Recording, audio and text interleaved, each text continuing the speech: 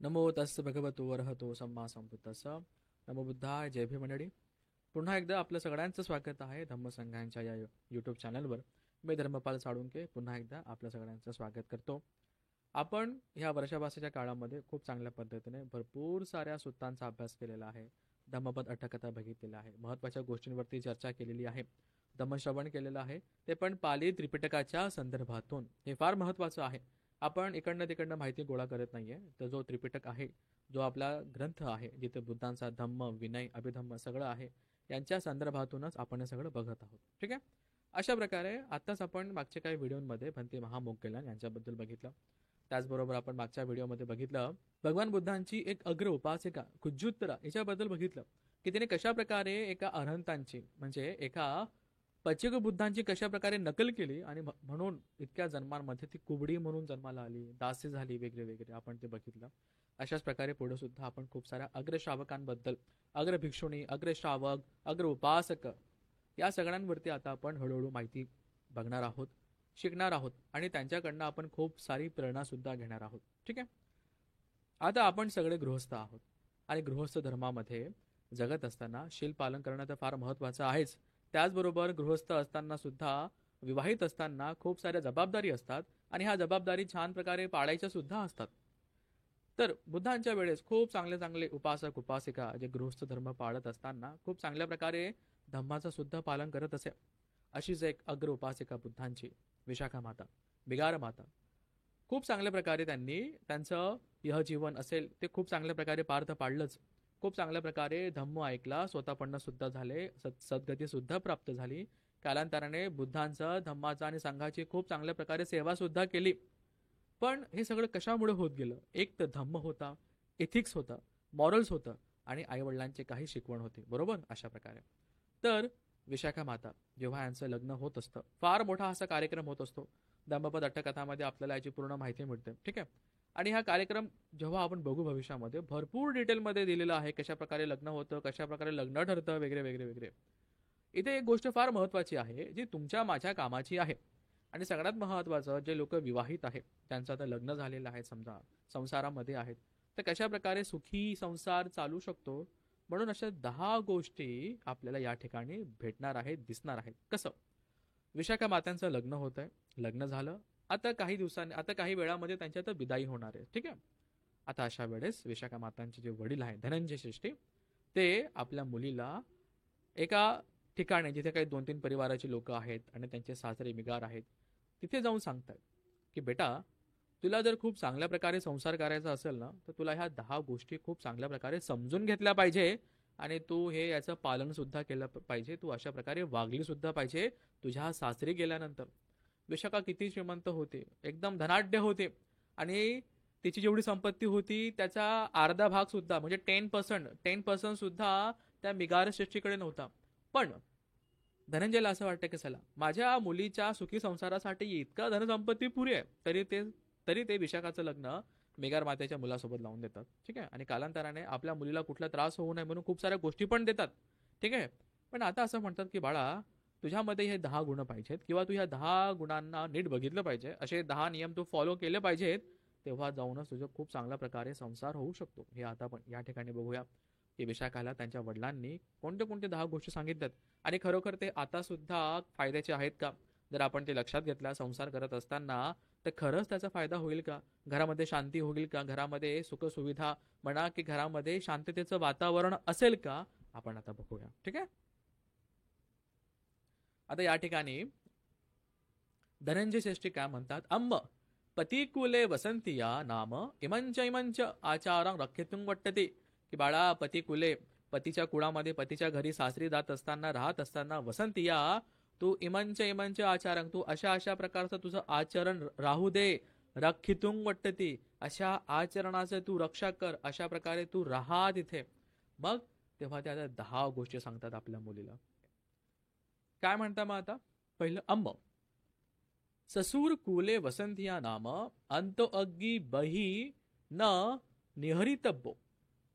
साध्या सोप्या शब्दामध्ये आपण आता यांचा आता अर्थ बघूया आणि पुढे कसं त्यांनी एक्सप्लेन दिलंय याच्या मागचा त्यांचा अर्थ काय होता ते पुढे बघूया. ठीक आहे. काय म्हणतात? अंतो अग्गी बही न निहरितब्बो.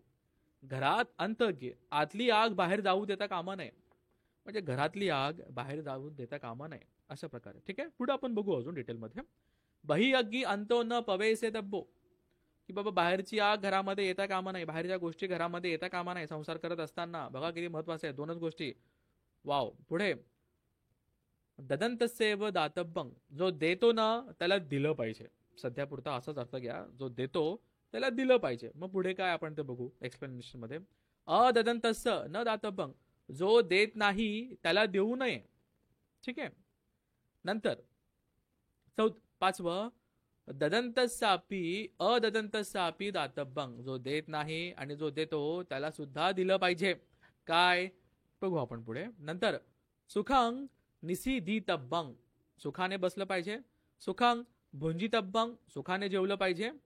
सुखंग निपज्जितब्बंग, सुखाने झोपलं पाहिजे. अगिंग परिचरितब्बो, आगीची परिचर्या केली पाहिजे. समजा काय याचा अर्थ आहे पुढे बघू आपण. नंतर अंतो देवता नमस्सितब्बा, आपल्या घरामधले जे देवता आहेत त्यांची पूजा केली पाहिजेत. कुठल्या देवतांची पूजा केली पाहिजे, ठीक आहे, ते सुद्धा पुढे सांगतात. या 10 गोष्टी फार महत्वाच्या आहेत. एखाद 2 वेळेस हा व्हिडिओ बघितला ह्या गोष्टी क्लिअर होतील. आणि विशाखा मातेंचं इतकं स्ट्रॉंग कॅरेक्टर कसं काय बिल्ड झालेत त्याच्या मागे भरपूर गोष्टी आहेत. आणि नक्कीच त्यांच्या संसारामध्ये त्यांनी संसार करत असताना नक्कीच या गोष्टीवरती भरपूर भर दिलेले असेलच. आणि म्हणून आपल्याला पुढे खूप साऱ्या गोष्टी सुद्धा कळतात. आता आपण बघू की यांचा डिटेलमध्ये नेमकं अर्थ काय होतो आणि का धनंजय श्रेष्ठीने आपल्या मुलीला विशाखाला हे असे 10 गुण दिलेत की बाबा असे गुण तुझ्यामध्ये असले पाहिजेत, ह्या गोष्टींचं तू पालन केलं पाहिजे. बघूया. सगळ्यात महत्वाचं आहे पहिलं, अंतो अग्गी बहीन निहरितब्बो. काय इथे बघा, याचा अर्थ असा की संसार करत असताना आपण सासू सासऱ्यांचे जे अवगुण असतील, दुर्गुण असतील, ते तुम्हाला खूप चांगल्या प्रकारे दिसतील. ठीक आहे. संसार करत असताना आपल्या सासऱ्याच्या घरी समजा, ओके ठीक आहे, पतीच्या घरी असं दिसेल की त्यांच्यामध्ये खूप सारे अवगुण आहेत, दुर्गुण आहेत. बरोबर. तर इथे सांगण्याचा अर्थ असा आहे की ते अवगुण ते दुर्गुण तुमच्यापर्यंत सीमित ठेवा. ठीक आहे.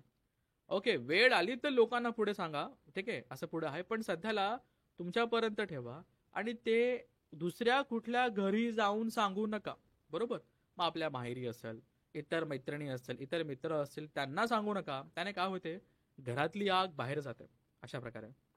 आणि कालांतराने अशा प्रकारे घरामध्ये सुद्धा फूट पडू शकते जर अशा प्रकारचं वातावरण असेल आणि जर अशा प्रकारची वागणूक असेल की सासू सासऱ्यांचे पतीचे दुर्गुण काही असतील किंवा काही गोष्टी असतील तर ते दुसऱ्या व्यक्तींना आपल्या घराच्या बाहेर सांगणं अशा प्रकारे.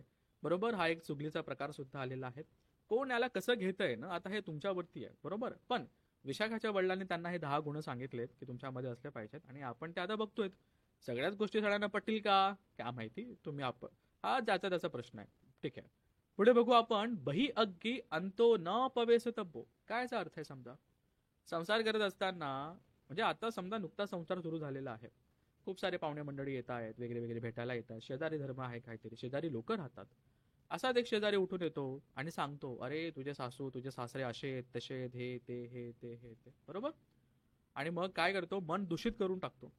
आणि मग आपण घरामध्ये ती गोष्ट काढतो, अरे तो व्यक्ती आला, मग त्याने असं सांगितलं, मग असं सांगितलं, तुमच्याबद्दल असं बोलत होता, वेगळे वेगळे वेगळे. ठीक आहे. झालं. कशी एखाद्या माणसाने बाहेरची आग पेटलेली असेल ती आपण घरामध्ये आणली, घरावरती आग लावली. आता त्याचं कसं वातावरण बनेल, ते ते वातावरण, तो प्रसंग कुठल्या कुठपर्यंत कुठल्या लेवलपर्यंत जाईल हे ज्याला त्याला बरोबर माहिती आहे. बरोबर. याला म्हणतात बाहेरची आग घरामध्ये आणणं. पुढे ददंतसेव दातब्बम. कसं की समजा एखादा व्यक्ती आपल्या घरी आला आणि आपल्याला कुठली वस्तू मागितली. बरोबर. आपण त्याला ती एखादी वस्तू दिली. ठीक आहे. काम झाल्यानंतर जर तो व्यक्ती बरोबर ती वस्तू आणून देत असेल तरच त्याला पुढे वस्तू द्याव्यात असं या ठिकाणी सांगितलं गेलेलं आहे. बरोबर. एखादी वस्तू असेल समजा महागडी पण असेल, आपण दिली आणि जर तो व्यक्ती आणून देतच नसेल तर त्याला आपण कसं देणार. बरोबर. आणि जो व्यक्ती प्रॉपर पद्धतीने वापरून सांभाळून त्या गोष्टी वस्तू बरोबर आपल्याला परत आणून देत आहेत ना, तर अशाच लोकांना आपण त्या वस्तू पुढे पुढे दिल्या गेल्या पाहिजेत अशा प्रकारे. साहजिक आहे. बरोबर. खूपच सोपे नियम आहे. तिसरं तर चौथं पण तसंच आहे की अददंतस्य न दातब्बं, की जो देत नाही. समजा एखादी वस्तू घेऊन गेला, वापरली, परत आणून दिलीच नाही, विसरून गेला म्हणा किंवा ढापली म्हणा किंवा त्याला गहाळ केलं समजा, अशा प्रकारे परत आणून दिलंच नाही, मग अशा व्यक्तीला पुढे काही द्यायचंच नाही असं सांगतात. खूपच सोपं आहे. आपण असं करत असू. बरोबर. तिसरं आणि चौथ्यामध्ये. पण पाचवं बघा कसं आहे. ददन्तस्यापि अददन्तस्यापि दातव्यम. जे देणारे आहेत त्यांना पण दिलं पाहिजे आणि जे नाही देते त्यांना पण दिलं पाहिजे. मग इथे कुठला अर्थ आहे? तसं आपल्याकडे आपल्या घरी खूप सारे प्रकारचे पाहुणे येतात, दूरदूरचे नातेवाईक येतात, काही गावाकडनं येतात, काही शहराकडनं येतात, बरोबर. आणि प्रत्येकाची परिस्थिती ही वरखाली असू शकते. कोणी खूपच श्रीमंत, कोणी खूपच चांगल्या म्हणजे थोडंसं कठीण काळामध्ये असेल समजा फायनान्शियली, बरोबर. तर आपण काय माहिती काय केलं पाहिजे, जरी ते आपल्यासाठी काही भेटवस्तू इतर गोष्टी आणत असतील किंवा नसतील, पण आपण आपल्या परीने त्यांची बरोबर सेवा केली पाहिजे. त्यांना काहीतरी भेटवस्तू वगैरे दिल्या गेल्या पाहिजेत. आपल्याकडनं त्यांना काहीतरी दान धर्म झाला पाहिजेत, असं आपण केलं पाहिजे. मग ते किती पण चांगल्या प्रकारे असो, ते देणारे असतील किंवा न देणारे असतील तरी सुद्धा अशा प्रकारचा समान व्यवहार आपल्याकडनं त्यांच्यासाठी झाला पाहिजे. असा समान व्यवहार झाला पाहिजे, समान पाहुणचार झाला पाहिजे अशी गोष्ट. असं नाही की भरपूर चांगली पार्टी असेल, श्रीमंत लोक चांगले नातेवाईक आहेत, ते येतात नेहमी खूप काही आणतात, यांच्याशी संबंध बनवून ठेवणं खूप चांगलं आहे म्हणून यांचा खूप चांगल्या प्रकारे पाहुणचार करणं. पण एखादा व्यक्ती जो थोडासा निर्धन आहे, बरोबर, चांगले समजा संपत्ती नाहीये किंवा काय वेगळे वेगळे, मग त्यांच्यासोबत असं कुठलाही असं पार्शालिटी नको की बाबा त्याला यांचा पाहुणचार नाही केला तरी चालेल, असं नाही, बरोबर. सगळ्यां घरी येत असताना कुठलाही व्यक्ती असो त्याचा खूप चांगल्या प्रकारे पाहुणचार झाला पाहिजे, असं या ठिकाणी 5व्या गोष्टीमध्ये सांगितलंय. ठीक आहे. मग सुखं निसिदी तब्ब, बघा या सगळ्या वाक्यांच्या मागे तब्ब लागलेला आहे. तब्ब म्हणजे काय, शुड बी डन, असं केलंच पाहिजे, असं केलंच पाहिजे, असं वागलंच पाहिजे, असं त्यांचे वडील सांगतात. 6वं काय, सुखं निसिदी तब्बम, म्हणजे सुखाने बसलं पाहिजे. पण कसं बसलं पाहिजे? अशा ठिकाणी बसू नये की जिथे पती, सासू सासरे किंवा इतर पाहुणा मंडळी किंवा भिक्षू, श्रमण श्रमण ब्राह्मण म्हणा किंवा भिक्षू अचानक कोणी आलं तर तिकडनं उठावं लागेल, बरोबर. ती जागा समजा कोणाची ठरलेली असेल, असं काही असेल, बघा घरामध्ये जागा भरण्या पण वाद होता बरं का, ती माझ्या जागेवर बसली आहे, तो माझ्या जागेवर बसलाय वगैरे वगैरे. ठीक आहे. कसं आता अचानक कोणी आलं तर आपल्याला उठावं लागेल ना, अशा ठिकाणी बसू नये. ही गोष्ट खूप छोटी आहे पण खूप मोठे मोठे वाद थांबवणारी आहे असं मला वाटतं. ठीक आहे. नंतर सुखं भुजितब्बम. ठीक आहे, भरपूर लोकांना हे पटणार नाही, पण हे याच्यामध्ये असं आहे की घरामध्ये जेव्हा सगळे जेवतात, सगळ्यांना वाढून झाल्यानंतर सगळ्यांना बरोबर भेटलेलं आहे का, मिळालेलं आहे का, सगळे चांगल्या प्रकारे जेवत आहेत का, हे बघितल्यानंतरच जेवायला बसलं पाहिजे. असं परत आठवं. कसं, सुखं निपज्जितब्बं, सुखाने झोपलं पाहिजे. कसं, आपल्या आई वडिलांचं म्हणा किंवा सासू सासऱ्यांचं म्हणा किंवा आलेल्या पाहुण्यांचं म्हणा किंवा पती यांची खूप चांगल्या प्रकारे म्हणजे सेवा करून की हो बाबा आता सगळं आजच्या दिवसाचं सगळं झालेलं आहे, बरोबर, यांची सगळी व्यवस्था करून झालेली आहेत, हे झोपल्यानंतर आपण झोपावं, असं विशाखाचे वडील धनंजय आता विशाखाला सांगत आहे, बरोबर. हो, सध्याच्या जमान्यामध्ये हे काय गोष्टी वरखाली होऊ शकतात, ज्याचा त्याचा ज्याच्या त्याचा आपला आपला विचार असू शकतो, अशा प्रकारे. आता सगळ्यात महत्वाचं 9वं. ठीक आहे, याला आता आपण कसं घेऊ शकतो हे तुम्ही ठरवा. कसं सांगितलं इथे, अग्गी परिचरितब्बो, म्हणजे आगीसारखं यांचं आचरण केलं पाहिजे किंवा त्याला तसं वागणूक दिलं पाहिजे. कसं, पती सासू सासरे यांना आगीसारखं समजलं पाहिजे, बरोबर. कसं, तर त्यांना घाबरायचं असं नाहीये, पण खूपच सावधानपूर्वक आपली घरातली कामे बजावायची आहेत, करायची आहेत, बरोबर. आणि त्याचबरोबर त्यांच्या प्रती भरपूर आदर सुद्धा ठेवायचा आहे, अशा प्रकारे याचा अर्थ आहे. अगदी की त्यांना आगेसारखं बघायचं आहे, बरोबर, सावधानपूर्वक राहायचं आहे, अशा प्रकारे. ठीक आहे. मग शेवटी आहे 10वं. इथे म्हणतात अंतो देवता नमस्तितब्बा, म्हणजे अंतो देवता की घरातल्या देवतांची पूजा करायची. म्हणजे काय, घरातले आता समजा एखाद्या एखाद्या सासरी एखाद्या घरी जर दुसऱ्या देवांची पूजा होत असेल मग त्यांची पूजा करायची, असं आहे का? नाही. अंतो देवता म्हणजे घरातले देवता कोण आहे बाबा, पती आहे, सासू सासरे, ते यांची खूप चांगल्या प्रकारे सेवा करायची आहे, त्यांचा सांभाळ करायचा आहे, अशा प्रकारे थोडक्यात त्याचा अर्थ होतो. यांना देवतासारखं समजलं पाहिजे, खूप चांगल्या प्रकारे यांची सेवा केली पाहिजे, अशा प्रकारे. हे 10 गोष्टी आपण या ठिकाणी बघितलेलं आहे, जे विशाखाला सांगतात त्यांचे वडील धनंजय. आणि खूप चांगल्या प्रकारे विशाखा यांच्याबद्दल बोलणं म्हणजे काय काय बोलावं, बरोबर. अग्र उपासिका, किती महादानी, किती क्वालिटीज आहे वागण्यामध्ये, बोलण्यामध्ये खूप साऱ्या प्रकारचे क्वालिटीज आहेत, आचरणामध्ये क्वालिटीज आहेत. नक्कीच या गोष्टी तर त्यांच्यासाठी भरपूर इझी असतील, खूपच सोप्या असतील, बरोबर.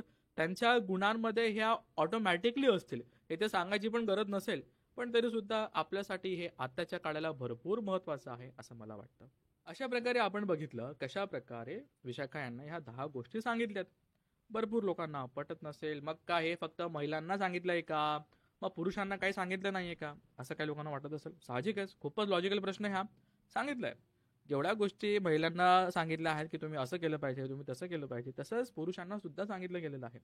आपण सिगालो वादसुत्तामध्ये बघितलेलं आहे की उपासकांच्या गृहस्थांच्या काय काय ड्युटीज आहेत. त्यांनी कशा प्रकारे आई वडिलांचा सांभाळ केला पाहिजे, आपल्या बायकोचा मुलांचा सांभाळ केला पाहिजे, कशा प्रकारे केलं पाहिजे, परदार दुसऱ्या ठिकाणी दुसऱ्या स्त्रीकडे जायचं नाहीये, कसं भरण पोषण करायचं आहे, भरपूर गोष्टी सांगितलेल्या आहेत. बरोबर. अशा प्रकारे तरी काही प्रश्न असतील नक्की कमेंट बॉक्समध्ये विचारा. आपण असे एखादं सुत्त आणूया, असं एखादं सुत्त बघूया की ज्याच्यामध्ये याचे खूप सारे उत्तर आपल्याला सापडतील. ठीक आहे. आता काही लोकांना काही गोष्टी पटल्या नसतील. बरोबर. अरे मग का सगळं आम्हीच करायचं का. ठीक आहे. असो, या ठिकाणी आपण एक दृष्टिकोन असा घेऊया, काय कम्म विपाकाचा दृष्टिकोन आहे, आणि 10 प्रकारचे कुशल कम्म बघू. बरोबर. खूप लोकांचे फोन येत असतात की सर असा त्रास आहे, तसा त्रास आहे. माझं उत्तर असंच असतं की त्रास तर असतोच. कोणाला फायनान्शियली त्रास असेल, कोणाला नवऱ्याचा असो, कोणाला बायकोचा असो, कोणाला सासऱ्याचा असेल, कोणाला आपल्या सासूबाईचा असेल, कोणाला काही भलता त्रास असेल, EMIचा त्रास आहे, पैशांचा त्रास आहे, आपला त्रास आहे, कुठला भलता रोग आहे किंवा काही कर्ज आहे. बरोबर. ही तुमची माझी कथा आहे. बरोबर. एक काही ना काही तर तुमच्या माझ्या आयुष्यामध्ये एक काही ना काही तर आहेच. बरोबर. आणि ते लगेच संपून जाईल असं पण आपण अपेक्षा ठेवू शकत नाही. बरोबर. मग गोष्ट आता काय, धम्म आचरण करत असताना धम्म आपल्याला मदत करतो असं सगळंच म्हणतात. काही लोकांचा अनुभव सुद्धा आहे. मग धम्म काय. बरोबर. धम्म हा आचरणाची गोष्ट आहे, बाता करण्याच्या गोष्टी अजिबात नाहीये. सील समाधी पैया हाच धम्म आहे. मग कालांतराने आपण खूप आधी बघितले 10 कुशल कर्म. दानशील भावना, तर हे तर फारच महत्वाचं आहे. बरोबर. भावनामध्ये काय येतं, समथ विपස්සना. ओके. पुढे दान. दान तर हे आता माझ्याकडनं धम्मदेसना होत आहे समजा. बरोबर. हे काय, हे दान आहे. हे आता मी दान देत आहे, धम्माचं दान देत आहे. सील काय आहे, पंचशील आपण घेतलंच असेल. पंचशील आहे, अष्टशील आहे, पुढे दशशील आहे. नंतर भावना आपण बघितलं धम्म सवर्ण. आता जे तुम्ही सगळे करतायत समजा धम्म सवर्ण, माझ्याकडनं इतर भिक्षूंकडनं ऑनलाईन ऑफलाईन म्हणा धम्म सवर्ण करतायत. धम्म देसना, जे आता माझ्याकडनं काही 2 गोष्टी सांगितल्या जात आहेत ते धम्म देसना. मग आता पुढे आहे फार महत्वाचं आहे, अपचायेन वेयावच्च. ठीक आहे. हे 2 आपण बघूया. आणि हे 10चे 10 कुशल कर्म आपण मागच्या आधी खूप आधी खूप चांगल्या प्रकारे मी याला एक्सप्लेन केलेलं आहे, मराठीमध्ये पण हिंदीमध्ये पण. हे सुद्धा आपण बघितलं पाहिजे. ठीक आहे. आता आपण बघू अपचायन म्हणजे काय. बरोबर. आई वडिलांचा, गुरुजनांचा कुशल चित्ताने आदर करणे. ठीक आहे. आई वडील आहे, सासू सासरे आहेत, कुशल चित्ताने आदर करणे, मनातून आदर करणे. बरोबर. कोणाला इम्प्रेस करायचंय, कोणाची वावा पाहिजे, कोणाला खुश करायचंय त्यासाठी नाही, तर मनातून हा भाव उत्पन्न झाला पाहिजे, मनातून आदर केला गेला पाहिजे. इतकं जरी केलं ना तरी तुम्हाला पुण्य मिळेल असं बुद्ध सांगतात. हे 10 प्रकारचे कुशल कर्म आहे. मग त्याच्यामध्ये कोण कोण आहे, भिक्षू संघ आहे, धम्मपालन करणारे काही लोक असतील, काही आपले कल्याण मित्र असतील, यांच्याबद्दल आदर ठेवणं हे कुशल कर्म आहे. बस फक्त कुशल चित्ताने, कुठलीच अपेक्षा, कुठलंच कोणाला इम्प्रेस करण्याची इंटेन्शन न ठेवता, समाजामध्ये वावा मिळावी म्हणून हे इंटेन्शन न ठेवता स्वतःच्या मनातून हा आदरभाव आला पाहिजे.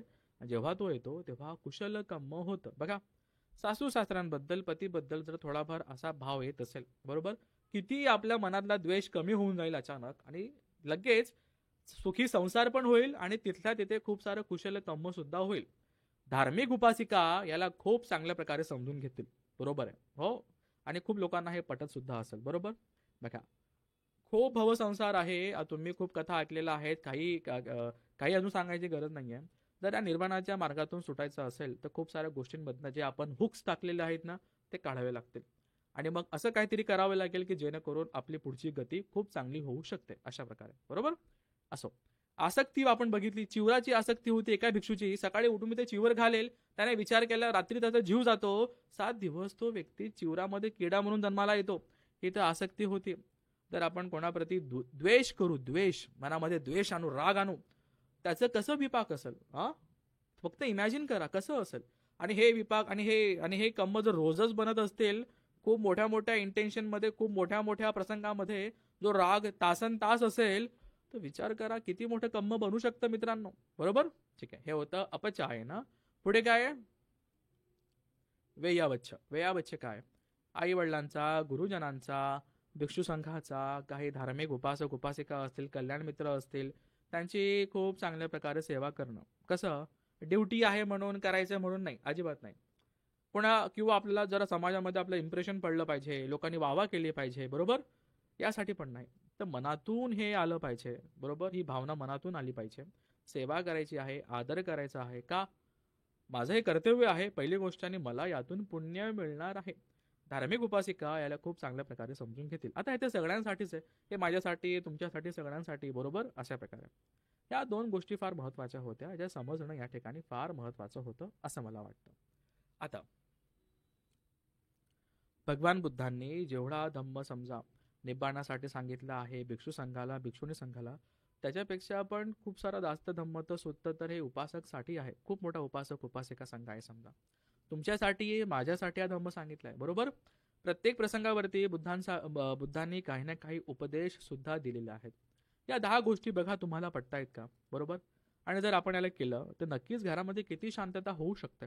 आणि सगळ्यात महत्वाचे हे 2 कुशल कर्म जे मी आता सांगितले त्याला थोडं सोबत ठेवा, बरोबर. आदर करायचा आहे, सत्कार करायचा आहे, का करायचा आहे, कारण की बाबा मी स्वार्थी आहे आणि मला पुण्य पाहिजे, मला कुशल कर्म करायचं म्हणून मी करते, म्हणून मी करतोय, बरोबर. हो, असं. हा त्रास मला परत परत होऊ नये, हा त्रास मला होतोय का कारण की माझं पुण्य कमी आहे, असं पण धार्मिक लोक बरोबर समजून घेतील.